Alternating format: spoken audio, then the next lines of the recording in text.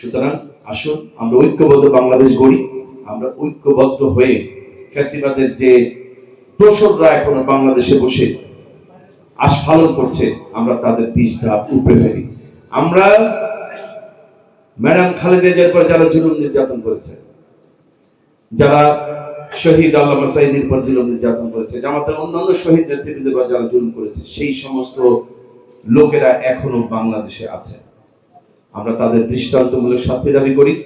যে সমস্ত লোকেরা মিথ্যা মামলায় মিথ্যা রায় দিয়েছে ম্যাডাম খালেদা জিয়া এবং আল্লামা সাঈদী সহ নেতৃবৃন্দের প্রত্যেকটি বিচারকেরও আমরা বিচার দাবি করছি। কারণ তারা যদি অন্যায়ের কাছে মাথা নত না করতেন, তারা যদি তাদের বিবেককে ভারতের কাছে বন্ধক না রাখতেন, তাহলে দেশকে কারাগারে যেতে হতো না, আল্লামা সাঈদীকেও কারাগারে যেতে হতো না। সুতরাং ওই সমস্ত বিচারককেও এই বাংলার মাটিতে বিচার করতে হবে। আসুন ভাইরা, আমরা আজকে ঐক্যবদ্ধ হই এবং এই শপথে বলিয়ান হই, এই বাংলাদেশ আমার, এই বাংলাদেশে ভারতের কোন দোসরদের জায়গা হবে না ইনশাআল্লাহ। আসুন সম্মিলিতভাবে বাংলাদেশ গড়ার শপথে বলিয়ান হই। আল্লাহ রাব্বুল আলামিন আমাদেরকে সেই তৌফিক দান করেন।